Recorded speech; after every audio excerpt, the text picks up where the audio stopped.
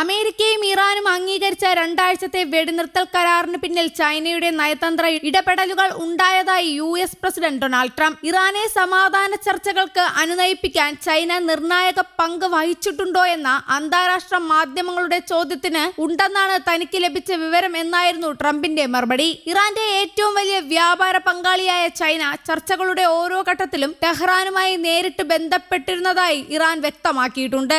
അമേരിക്കയുടെ സൈനിക നടപടിയുടെ സമയപരിധി അവസാനിക്കാൻ 1 മണിക്കൂർ മാത്രം ബാക്കി നിൽക്കെ പാകിസ്ഥാൻ മുന്നോട്ട് വെച്ച വെടിനിർത്തൽ നിർദ്ദേശം അംഗീകരിക്കാൻ ഇറാനെ പ്രേരിപ്പിച്ചത് ചൈനയുടെ ഇടപെടലാണെന്ന് ഇറാനിയൻ ഉദ്യോഗസ്ഥർ വെളിപ്പെടുത്തിയതായി ന്യൂയോർക്ക് ടൈംസ് റിപ്പോർട്ട് ചെയ്തിരുന്നു. അതേസമയം സംഘർഷം അവസാനിപ്പിക്കുന്നതിനായി 10 നിർദ്ദേശങ്ങൾ അടങ്ങിയ പദ്ധതിയാണ് ഇറാൻ മുന്നോട്ട് വെച്ചിരിക്കുന്നത്. തങ്ങളുടെ യുറേനിയം സമ്പുഷ്ടീകരണ പരിപാടിക്ക് അമേരിക്ക അംഗീകാരം നൽകുക, ഇറാനുമേൽ ഏർപ്പെടുത്തിയിരിക്കുന്ന എല്ലാ ഉപരോധങ്ങളും നീക്കം ചെയ്യുക എന്നിവയാണ് ഇതിലെ പ്രധാന നിബന്ധനകൾ. കൂടാതെ ഹോർമൂസ് കടലിടുക്കിന്റെ നിയന്ത്രണം ഇറാന്റെ കൈവശമായിരിക്കണം, മിഡിൽ ഈസ്റ്റിൽ നിന്ന് അമേരിക്കൻ സൈന്യം പിന്മാറണം, ഇറാനെതിരെയുള്ള ആക്രമണങ്ങൾ അവസാനിപ്പിക്കണം, മരവിപ്പിച്ച ആസ്തികൾ വിട്ടുനൽകണം തുടങ്ങിയ ആവശ്യങ്ങളും ഇറാൻ ഉന്നയിച്ചിട്ടുണ്ട്.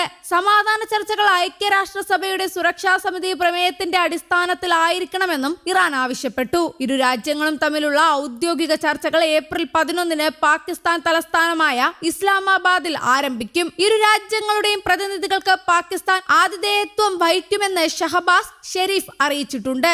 സുസ്ഥിരമായ കരാറിലെത്തുക എന്നതായിരിക്കും ചർച്ചയുടെ ലക്ഷ്യമെന്നും ഷഹബാസ് പറഞ്ഞു. അതേസമയം ഇറാൻ യുദ്ധത്തിന്റെ പര്യവസാനം ഹോർമൂസിലെ ടോൾ ബൂത്തിന്റെ പിറവിയോടെ ആയിരിക്കുമെന്ന് റിപ്പോർട്ടുകൾ പറയുന്നു. എന്നാൽ അതിന്റെ നിയന്ത്രണം സംബന്ധിച്ചുള്ള തർക്കങ്ങളും അവകാശവാദങ്ങളും വെടിനിർത്തലിന് പിന്നാലെ ആരംഭിക്കുകയും ചെയ്തു. 2 ആഴ്ചത്തെ വെടിനിർത്തൽ ധാരണാപ്രകാരം ഹോർമൂസ് കടലിടുക്ക് കടക്കുന്ന എല്ലാ കപ്പലുകൾക്കും $2 മില്യൺ ഫീസ് നൽകേണ്ടി വരുമെന്ന് റോയിട്ടേഴ്സ് റിപ്പോർട്ടിൽ പറയുന്നു. ഇറാനിയൻ സായുധ സേന ഏകോപിപ്പിക്കുന്ന നിയന്ത്രിത ഗതാഗത സംവിധാനമായിരിക്കും ഇവിടെ വരികയെന്നും റിപ്പോർട്ടിലുണ്ട്. ടോൾ ഔദ്യോഗികമാക്കാനുള്ള കരട് ബിൽ ചൊവ്വാഴ്ച ഇറാൻ പാർലമെന്റ് അംഗീകരിച്ചിരുന്നു.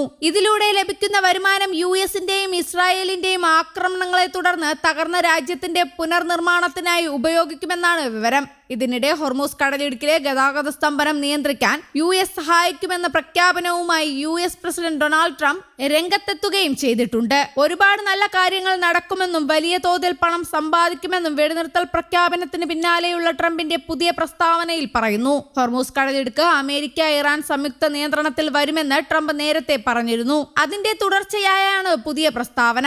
എന്നാൽ ഹോർമൂസിൽ US-ന്റെ നിയന്ത്രണത്തിന് ഇറാൻ അംഗീകാരം നൽകിയിട്ടുണ്ടോ എന്ന് വ്യക്തമല്ല. ഇറാന്റെ സായുധ സേനയുമായുള്ള ഏകോപനത്തിലൂടെയും സാങ്കേതിക പരിമിതികൾ പരിഗണിച്ചും 2 ആഴ്ചത്തേക്ക് ഹോർമൂസ് കടലിടുക്കിലൂടെ സുരക്ഷിതമായി കടന്നുപോകാൻ സാധിക്കുമെന്നാണ് ഇറാൻ വിദേശകാര്യമന്ത്രി അബ്ബാസ് അരാക്ചി നേരത്തെ വെടിനിർത്തൽ പ്രസ്താവനയിലൂടെ അറിയിച്ചത്. അതേസമയം ഹോർമൂസിലെ സുരക്ഷിത യാത്രയ്ക്ക് ഇറാൻ ഇതിനോടകം തന്നെ ചില കപ്പലുകളിൽ നിന്ന് ചുങ്കം ഈടാക്കിയിട്ടുണ്ടെന്നാണ് ബ്ലൂംബർഗ് റിപ്പോർട്ട് ചെയ്യുന്നത്. News desk, Kerala Kaumudi.